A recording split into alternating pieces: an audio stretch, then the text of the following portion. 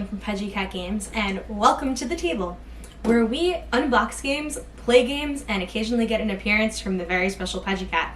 Pudgy Cat is in the house tonight, and there's a very good possibility she is going to jump onto the table while we do this unboxing of my newest game that I'm going to be doing for review, which is Clue Finding Nemo. So we're combining two of my favorite things, one of my all-time favorite classic games, my top three current favorite classic games, Life, Clue, and Yahtzee, specifically Triple Yahtzee. Everyone say hi to the Pudgy Cat as she knocks over our game. And for those that don't know, I am a huge Disney fan. If it was up to me, I would just go live in Disney World forever and live out my days as a princess. So, without further ado, we are going to do an unboxing of the Clue Finding Nemo edition, where Dory got lost playing hide and seek with Nemo, and you need to go find Dory. So, if the Pudgy Cat would get out of the way a little bit, we will get right to it. So, first up, we have the box and the back. Alright, so let's see what's inside. Somebody just really wants love right now. Ooh, that was satisfying. It ripped nicely. Alright, and we'll give the Pudgy Cat the plastic, and we'll see how quickly she sits in the box. Alright, let's do a test, Pudge. Would you like the box? Go. Right there. That's a spot for you. Perfect. Okay. So, inside, we have a nice organizer, which is actually kind of cool to see. I feel like a lot of classic games don't typically get an organizer. There is the board, some cards, some pieces, and we'll get to that in a second. So, let's look at the board first. Alright, we have, get back over here. So, we got the ocean. It looks like you're kind of undersea. We have all of Nemo's little friends. We have the diver whose butt he touches, only he doesn't touch the diver's butt, he touches the boat. But that leads him to finding it. We have Gerald and his friends. We have Sydney down here, the dentist's office, Minefield, the sunken submarine, the jellyfish forest, all the squishies, the Marine Life Institute, the East Australian Current, the other whale whose name I'm forgetting at the moment. So these are all the different rooms that we have over here. So like Clue, it looks like you're going to be kind of traveling between different spaces and visiting different rooms to gather information.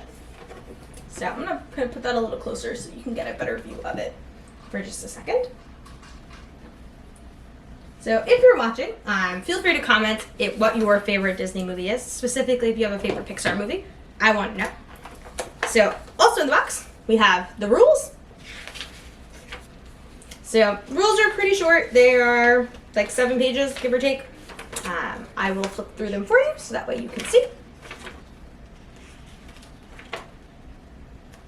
So, nice, simple, straightforward. Has the game board, 6 character movers, 6 peril tokens, 6 power cards, 21 rumor cards, 25 intrigue cards, custom clue sheets, an envelope, and 2 dice. We're going to pretend I didn't just drop that. So, our little Clue envelope will look pretty familiar to anybody that's played Clue before. Here are the characters that you can play as.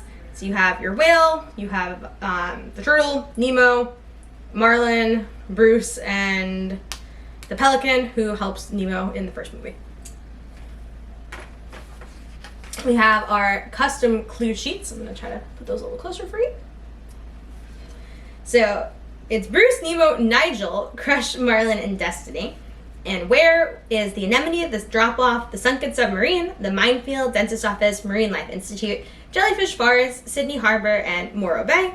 And the perils are the scuba diver, an anglerfish, a truck headed for Cleveland, the Harlow's fish bag, definitely don't want to wind up there, a flock of seagulls, and the commercial fishing net. And then you actually have a spot for notes on this, which is kind of nice, because the original Clue did not have a spot for notes. And I always kind of wish that there was more space than just trying to like write in the little margins of your thing. So we have the little custom components here. Open these bad boys up. So first up is our truck headed to Cleveland. These are actually metal, kind of just like the original places were. So like the murder weapons are now little metal perils for this. We have the Darlish fish bag, and it is super tiny and cute. We have, oh my god, the scuba diver.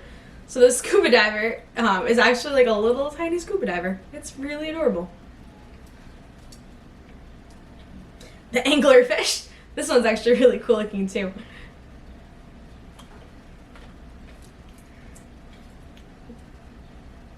We have the, which one's this?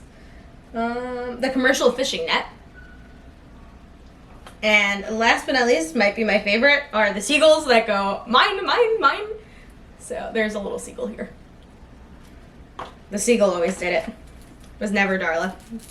Alright, so next up we're going to look at the cards real quick. And we're going to see if I can find the spot to open them.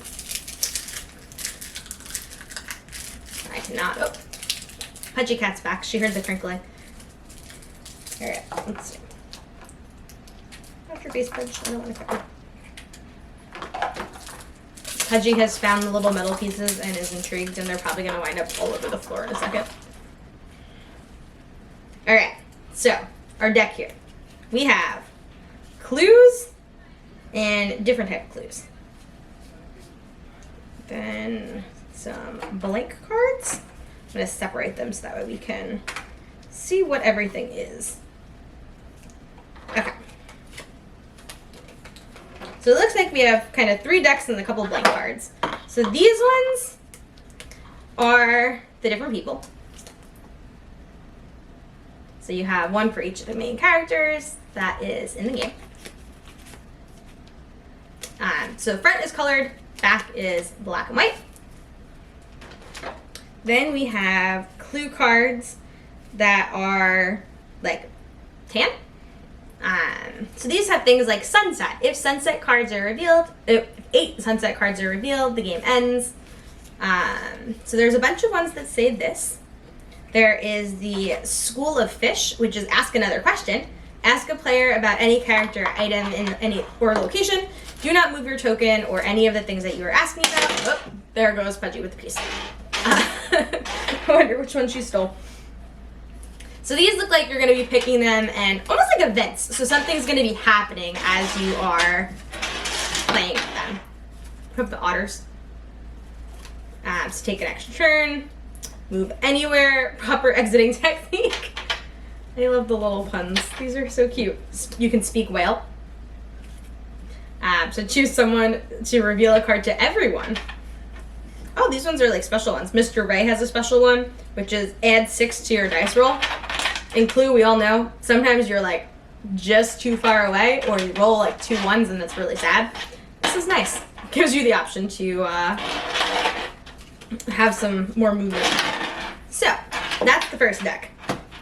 Then we have our other deck here, which are, I think, the cards that you're going to be trying to guess. So we have the different locations. So we have the Sunken Submarine, Morro Bay, Sydney Harbor, the Dentist Office, the Minefield, the Drop-Off, the Anemone, the Marine Life Institute. I wish I could remember the name of the whale who used like the sonic things, the beluga whale, and the Jellyfish Forest. If you think of his name, comment it, because I might have to go to Google otherwise. Alright, then we have the different perils that we can face. So we have Darla's fish bag. We have, Darla's fish bag looks like it's mixed in with some characters. So here's the scuba divers, the next peril, the flock of seagulls, the commercial fishing net, the truck headed for Cleveland, and an anglerfish. And then we have our heroes, or people that Dory was likely playing hide and seek with. So, Nigel, Destiny, Marlin, Bruce, Crush, and Nemo. And fun fact, if anybody was curious, when I was in college, I actually took a 3D art class just for fun one semester, and I actually made a giant ceramic sculpture of Squirt, Crush's son, It's about 3 feet wide, and it lives in my parents' basement because we don't really know what to do with it. Alright, I'm going to take this away from Pudgy Cat now because she is kind of causing problems here. So we're going to watch the magic of the table as it lowers for a second so I can get her out of the way. Come on, Lil. Come on. Alright. She still has it, but maybe she'll stop. She looks like she's distracted. Alright, so last step in our box here. Nope, not distracted at all. Alright, this is what happens when you film videos with cats. This is why most people have human counterparts that help them, not a cat. So, in case you were curious, she swiped the commercial fishing net, and now she's all confused trying to find where it went. So, everything else in the box, you have a couple blank cards. Helpful in case you ever happen to lose a card. We all know that happens from time to time, particularly with family games. Kids, when they're playing, like, things get lost, they get bent, they get missing. This way, you have a couple blank ones. So you also have in here the little stands for each of your characters. So, your little cardboard punch-outs go in there, so you can stand up and move them around the board. And your dice. I'm very curious. I see a dice with a question mark on it, and I don't know what that's for, but I wonder if it's like a... Oh, you know what I bet this relates to? Those mystery cards. You probably get to pick a card and do something when you roll the question mark. It might also count as a 1. Who can say? But we'll find out, and I will let you know. So, in the box, as you can see, nice and organized. You have a bunch of spots to put everything away nicely. Do love when everything fits well in the box. And this is a really nicely made organizer for a family game. So, if you are curious about my thoughts as we get to play, be sure to follow along because I will definitely be posting a review up. There'll also be pictures coming soon. And me and Pudgy, thank you for joining us, and we hope you have a wonderful rest of your day. Bye!